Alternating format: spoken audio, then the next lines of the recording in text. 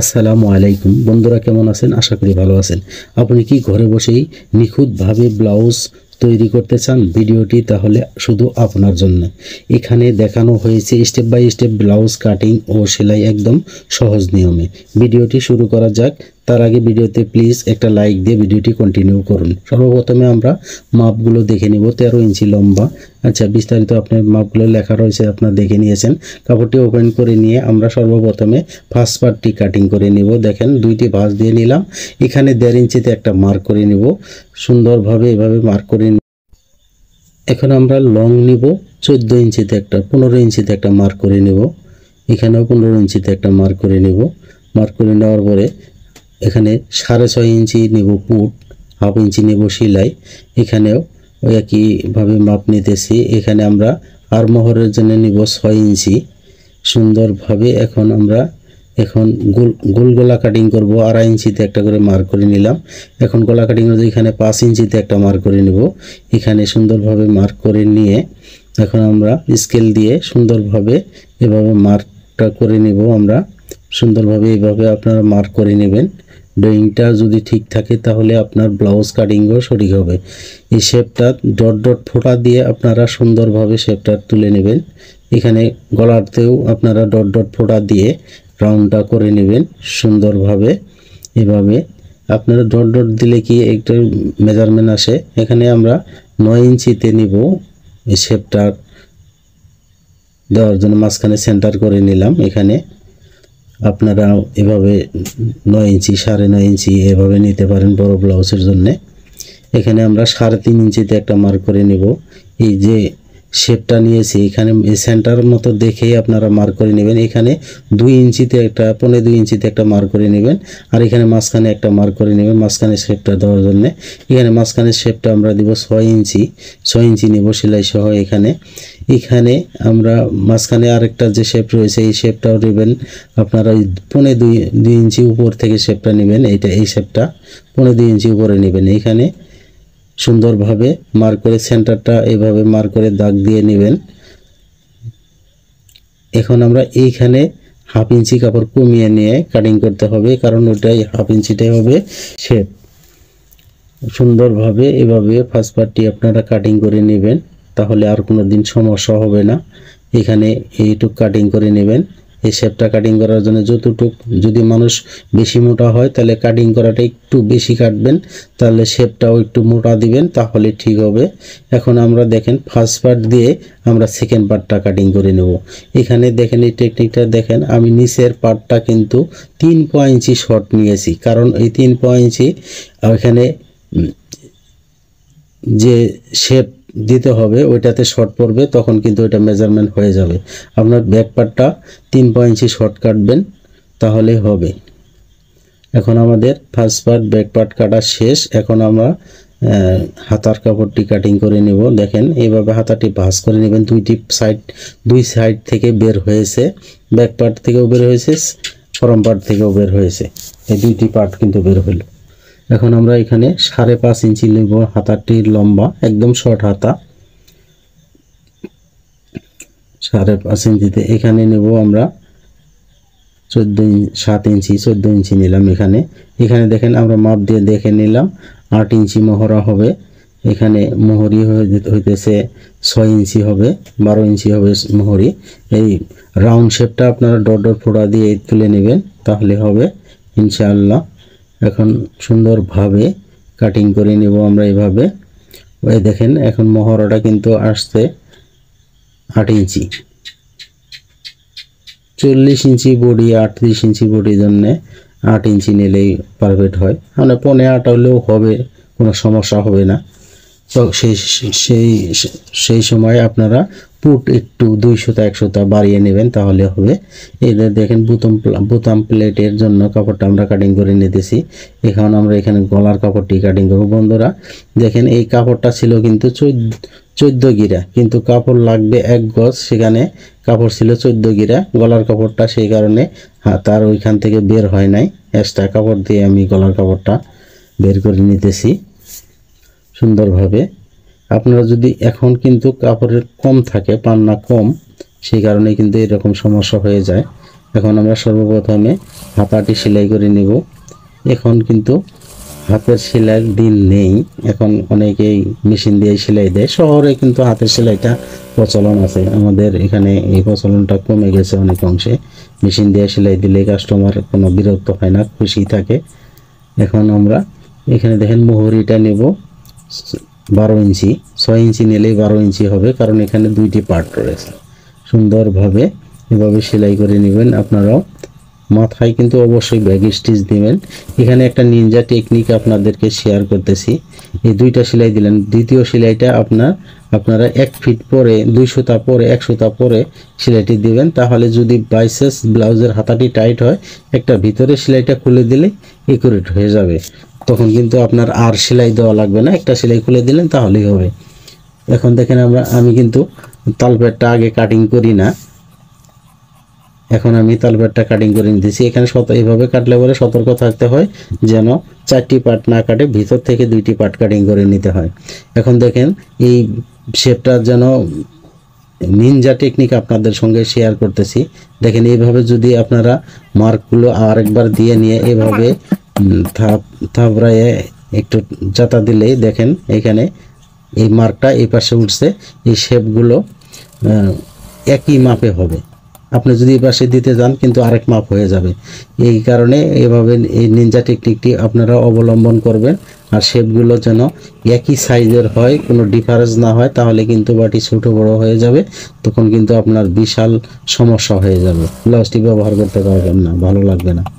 এভাবে আপনারগুলো শেপগুলো প্রত্যেকটা শেপ একই মাপে যেন হয়। এই নিচের শেপগুলো যেন একটু চড়া হয়, বেশি হয়, বড় হয়, সেদিকে খেয়াল রাখবেন। নিচের শেপটা যত একটু পাশ বাড়িয়ে দিবেন, বাটি যাদের বড় তাদের ওই ক্ষেত্রে ওই জায়গাটা বেশি হয়। এটা কিন্তু উল্টা নিয়ম, যদি আপনি শেপ চড়া বেশি দেন তাহলে কিন্তু জায়গাটা বেশি হবে, যদি চড়া শেপের জায়গাটা কমিয়ে দেন তাহলে কিন্তু ভিতরে জায়গা কম হবে। এভাবেই আপনারা শেপগুলো এভাবে সেলাই করে নেবেন, তাহলেই হবে। এখন দেখেন হাত দিয়ে স্ক্রল করে সেলাইগুলো একটু ফিনিশিং দিয়ে নেবেন। এভাবে হাত দিলে ফিনিশিং, স্ক্রল করলে ফিনিশিং হয়।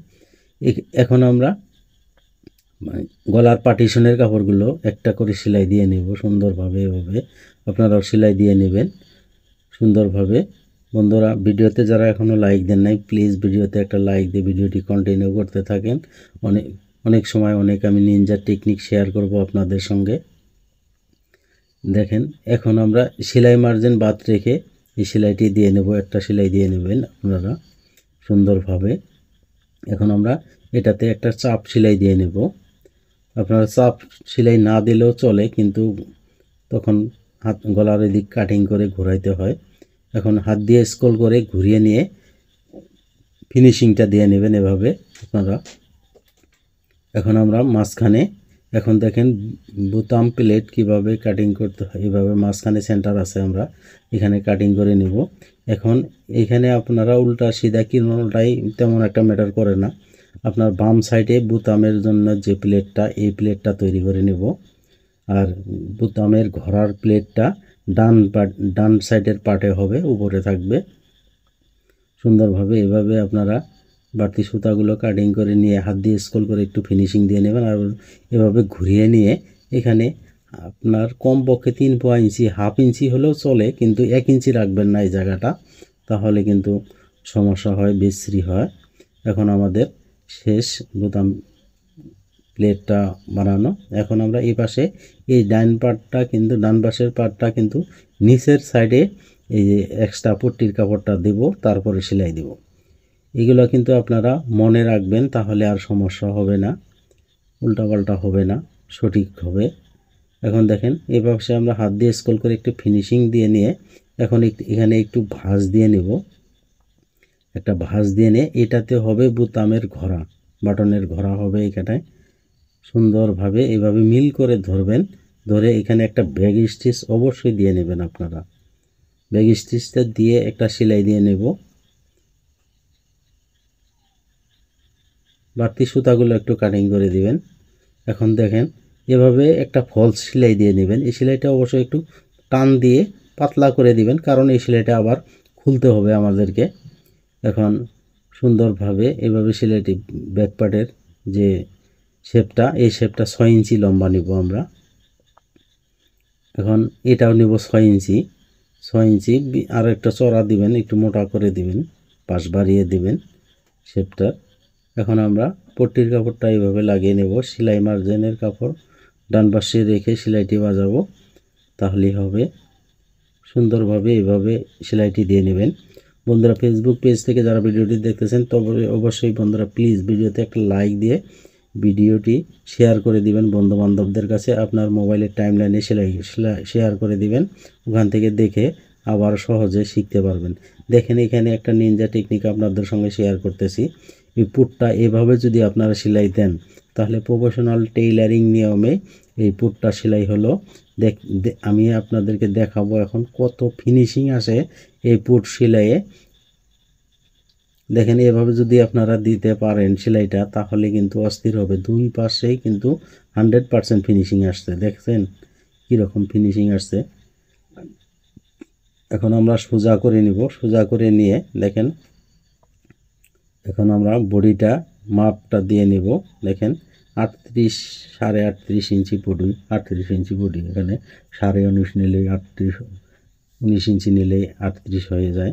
এখানে নেব 17 ইঞ্চি, হাফ ইঞ্চি করে এক্সট্রা কাপড় আছে এখানে আমাদের। সুন্দরভাবে এভাবে সেলাই দিয়ে নেবেন। বন্ধুরা, ইতিমধ্যে যারা চ্যানেলটি সাবস্ক্রাইব করেছেন তাদেরকে অসংখ্য ধন্যবাদ। যারা এখনও চ্যানেলটি সাবস্ক্রাইব করেনি প্লিজ বন্ধুরা ভিডিওতে একটা লাইক দিয়ে ভিডিওটি লাইকটা দিয়ে অবশ্যই চ্যানেলটি সাবস্ক্রাইব করে বেল বাটনটি অল করে দিবেন এই ধরনের নিত্য নতুন টিপস, সেলাই এবং কাটিং টিপস ভিডিও পেতে। দেখেন এভাবে সুন্দরভাবে মাপ দিয়ে দেখে নেবেন। হাতাটি লাগানোর আগে এখানে ধরে মোহরিটার মাপ দিয়ে দেখে নেবেন মহড়াটা। তারপরে আপনারা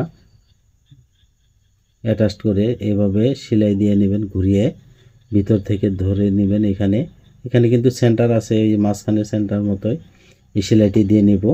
আপনারা অনেকেই এখানে উল্টা সাইড থেকে ধরেন তাহলে কিন্তু হাতাটা লাগাইতে পারবেন না। হাতাটা ভিতরে ঢুকাইতে হবে, ঢুকিয়ে নিয়ে মহড়ার যে নিচের অংশে একটা জয়েন্ট আছে ওই জয়েন্ট আর হাতার যে নিচের অংশের জয়েন্টটা অ্যাডজাস্ট করে এভাবে সেলাই দিয়ে নেবেন।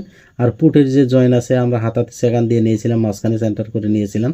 ওখানে মাঝামাঝি সেলাইটা যখন আসবে তখন আপনারা বুঝতে পারবেন কোনো পার্ট ছোট আছে কোন পার্ট বড় আছে। যদি আপনাদের কোনো একটি পার্ট ছোট বড় হয়ে যায়, যে পার্টটি কম হবে সেই পার্টটি একটু টান দিবেন, আর যে পার্টটি একটু বেশি আছে কাপড় সেটা আপনারা একটু লুজ দিয়ে ধরবেন। তাহলেই এই আরমোহরটি সেলাই করা আপনাদের জন্য একদম সহজ হবে।